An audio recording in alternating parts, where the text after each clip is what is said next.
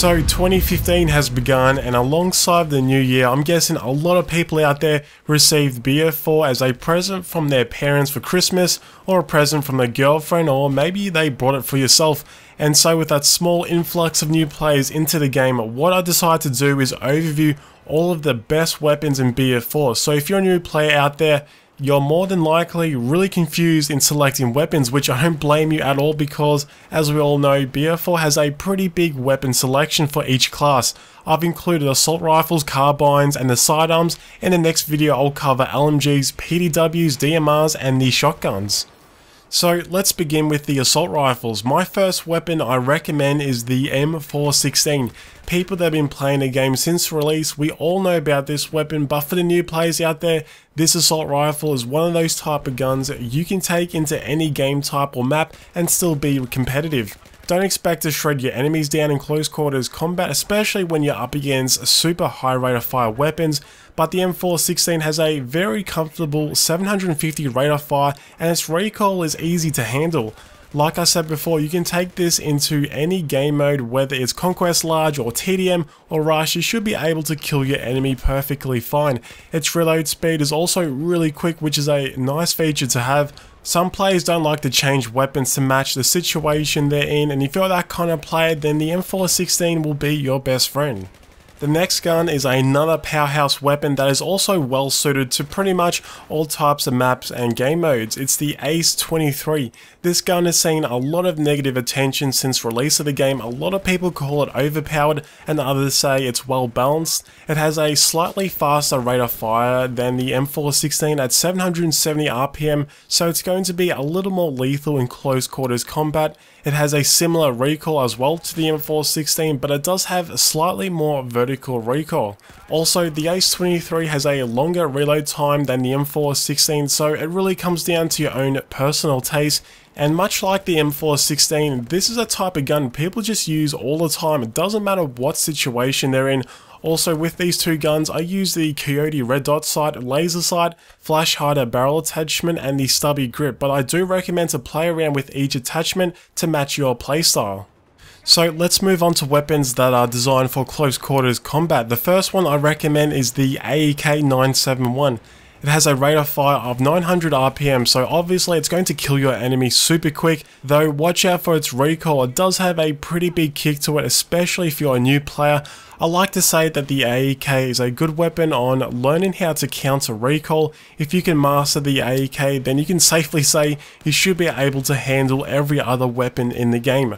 Also, watch out for its long empty reload time. When you need to reload the AEK, make sure to have at least one bullet left so you don't get the super long empty reload animation. As for attachments, I like to use the Coyote red dot sight, laser sight, flash hider, and the angled grip underbarrel attachment. These weapons should be able to handle pretty much every single scenario in the game, but I will mention a few more that are worth taking note of. The Scar H is another assault rifle I highly recommend to try out. It shoots the 7.62 rounds, so that means it does more damage per bullet than the rest of the assault rifles, but it does have a slower rate of fire of 620 RPM, which I know sounds bad, but it's still great at killing your target reasonably quick because of its higher damage model, and it also has a super quick reload time, which I really do love. One of the major downsides to the Scar H is killing long-range moving targets. You might find it a little bit difficult because it does have a low muzzle velocity, so I recommend to shoot ahead of moving targets at long range. As for attachments, I like to use the Coyote red dot sight, laser sight, flash hider, and the stubby grip. I also recommend the AR-160. This weapon was kind of broken for a long time. It had incorrect recoil stats, but with a patch a couple of months ago, it fixed that problem and it made the AR-160 so much more better. This weapon is really damn good for long range, it's super accurate, and with its 700 rate of fire, you can still do a decent amount of damage per second onto targets in medium and close range. It's got low recoil, so you can safely put on the heavy barrel without adding too much recoil. As for attachments, like usual, I like the Coyote red dot sight, laser sight, flash hider, and the stubby grip. There's a few more assault rifles you may prefer, but I'm trying to keep this as simple as possible. If you want to experiment with the other assault rifles, then it's a good idea to go into the test range and try out each gun. Anyway, let's talk about the carbines. There's a few I recommend to try out, but there's one that really stands out, and that is the AK-5C. This weapon is extremely popular because it's just so damn versatile. It's kind of like the M416 of the carbines, but because it's a carbine, please note it does less damage once you start going outside of close range, so it might take an extra bullet or two in order to take down your target. The AK-5C has a rate of fire of 700, so like with the other weapons with a similar rate of fire, don't expect to dominate in close range, but you can still hold your own and defend yourself well. Just make sure to get a headshot in if possible. This gun also has very easy to control recoil and it has a super quick reload, which is a feature I love in weapons. Also, it has one of the quickest muzzle velocities out of all the carbines of 630 meters per second, which means it's going to really help you out killing moving targets at the longer ranges. And because it's a carbine, you can use this weapon on any class. So if you're in a vehicle heavy map and you're playing as an engineer, I highly recommend to use the AK-5C. As for attachments, I like to use the Coyote red dot sight target detector, flash hider barrel attachment, and the stubby grip, though sometimes I switch over to the ergo grip. Next up, we're going into the close quarters section. I highly recommend the ACW-R. There's two features that makes this weapon a beast in close quarter gunfights. It has a rate of fire of 880 and its reload times are really damn quick. So if you're in a good position with a support player laying down some ammo, you can go on some ridiculous killing sprees. This carbine is actually one of my highest used weapons in the game, but please be careful about its recoil. It does have a bit of kick to it, but once you get used to it, you shouldn't have too many issues. As for attachments, I like to use the Coyote red dot sight, target detector, flash hider, and the angled grip to help reduce its first shot recoil. These two carbines alone should get the job done in any situation, but there's a few more I'd like to mention. The MTAR is another carbine that's really effective in close range. It has a slightly higher rate of fire of the ACW-R at 900 RPM, but because it's a bullpup designed weapon, it has a longer reload time, but in turn, you have better accuracy while moving and while you're hip firing. So really, you have two good choices for close range. It's up to you if you want a bullpup designed one or not. Also, just before I finish with the carbines, you may want to try out the A91. This weapon was buffed in a patch a while ago. It brought it to a point it's actually really nice to use. It has a rate of fire of 800, its recoil is fairly easy to manage, but it's a bullpup design weapon, so it has the longer reload times, but like I said before, you have better accuracy while moving and hip firing. Also, I want to mention the Ace 52. This weapon has a slower rate of fire of 650, but it does have higher damage per bullet, so if you're a person that's really into the higher damage model weapons, I highly recommend to give it a shot.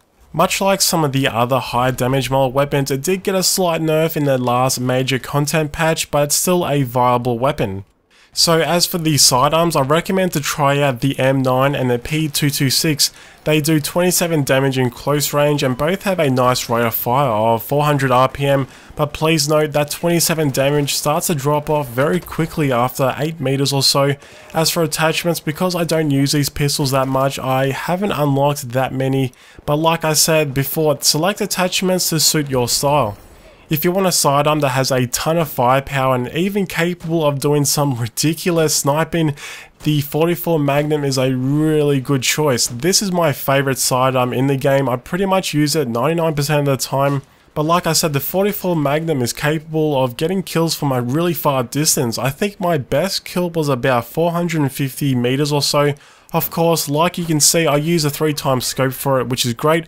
Also, you have the ability, if you're accurate enough, to one-shot people with a reasonably close range if you get a headshot. It does massive amounts of damage at close range, and even at long range, it's still a 2-shot kill if you manage to get a headshot or 3 body shots otherwise. However, it does have a lot of downsides. It only carries 6 rounds, it reloads slow, and it has a slow rate of fire. As for attachments, most of the time I use the 3x scope, but on occasion I switch to the mini RDS. I use the green laser sight but turn it off depending on the situation, and I use the heavy barrel, which increases accuracy and doesn't really make that much difference to how the gun handles. If you want a sidearm that's a heavy hitter and maybe want a quicker reload, the Desert Eagle is another good choice.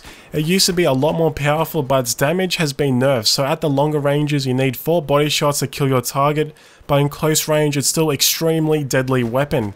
It reloads a lot faster than the 44 Magnum and carries 9 rounds. As for attachments, I use the mini RDS, red laser sight and the heavy barrel, which in my opinion you should use for the Desert Eagle because it did get an accuracy nerf a while ago. If you want a sidearm that's kind of in between the heavy hitters and the lower damage model sidearms like the M9 and the P226, then I recommend to try the Compact 45. It does 36.6 damage in close range, it has a rate of fire of 320 and it reloads pretty damn quick. Also, one last sidearm I recommend is the 93R. If you want a burst fire sidearm, then this is for you. It has a rate of fire of 900, so it's pretty damn deadly in close range. However, it does have a lower damage model of 18 damage in close range, but you have the insane rate of fire to help you out. There's a few more sidearms you can try out, but these should get the job done. Like I said before, once you have unlocked all the weapons for each class, go to the test range and get a good feel of each one. And I also highly recommend to take some time and go to synthic.com, which has very detailed stats of each weapon. I'll leave a link in the description. It's a great website, you can learn a lot from it. Anyway guys, that's the end of part 1 of my best weapons in BF4 guide for all the new players out there. Make sure to let me know which are your favorite weapons. Also, be sure to subscribe for future content. Thanks for watching and I'll see you in the next video.